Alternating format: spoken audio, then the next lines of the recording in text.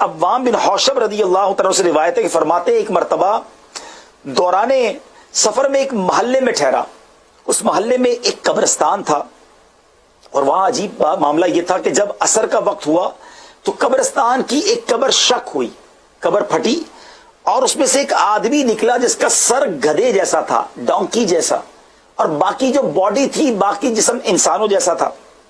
اس نے 3 مرتبہ گدھے کی طرح آواز نکالی جو عجیب سی گدھے کی آواز ہوتی ہے, اور اس کے بعد وہ قبر میں گیا اور قبر بند ہو گئی, قبر کلوز ہو گئی. میں نے دیکھا کہ وہاں قریب ایک بوڑھی عورت تھی جو اون کاٹ رہی تھی. ایک خاتون مجھ سے کہنے لگی اس بڑھیا کو دیکھ رہے ہو؟ میں نے کہا کون ہے؟ کہا یہ عورت اسی لڑکے کی ماں ہے جس کی قبر میں تم نے یہ منظر دیکھا ہے. میں نے پوچھا واقعہ کیا ہے؟ تو خاتون کہنے لگی کہ وہ شخص شراب پیا کرتا تھا.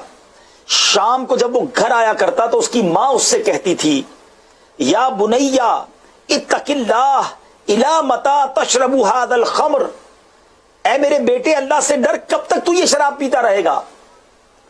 تو یہ سے یعنی اپنی ماں کو جواب دیتا تھا انما انت تنحقین کما ینحق الحمار, یعنی تم تو ہینگتی رہتی ہو جیسے گدھا ہینگتا ہے. معاذ اللہ, اپنی ماں کو گدھے کی آواز جیسی ماں کی آواز کو کہا, ماں کی تذلیل کی, ماں کی تحقیر کی, ماں کو ناراض کیا, اس کو برا بھلا کہا. خاتون نے مزید بتایا کہ یہ شخص عصر کے وقت مرا تھا.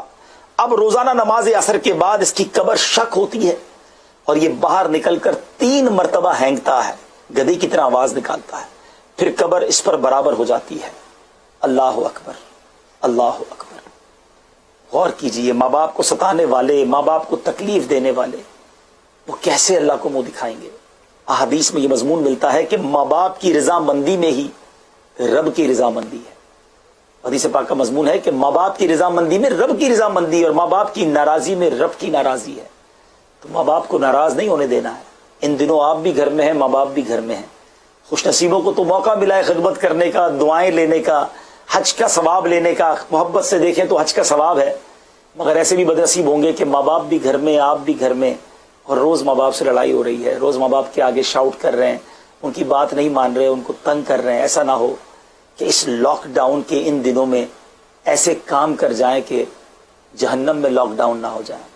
خدارا, ہم نے اس لاک ڈاؤن میں جنت کو پانا ہے, لائف اپ کرنی ہے, اعمال نامے کو اپ کرنا ہے, اپنی خطاؤں سے ہمیں ریکٹیفائی کر کے اپنی خطاؤں کو چیک کر کے اس کو ختم کرنا ہے, نہ کہ اس کیفیت میں کہ گھر میں بھی رہیں اور ماں باپ کو ستاتے رہیں. اللہ کرے کہ اس میسج کو آپ قبول کریں, اور اگر ابھی تک ماں باپ کی کوئی دل آزاری کر بھی دی ہے, بڑے شفیق ہوتے ہیں ماں باپ, یقین کرو زندگی میں معافی مانگ لو. مرنے کے بعد تو بندہ یہ بھی نہیں سوچتا ہے کہ کیسے اب ان کو راضی کروں, تو ابھی زندہ ہیں, معافی مانگ کے اب آئندہ انہیں نہ ستائیں, آئندہ ان کی بات پر لبیک کہیں, ان کی باتیں مانیں. انشاءاللہ دنیا میں بھی خیر, آخرت میں بھی خیر آپ کا مقدر رہے گی.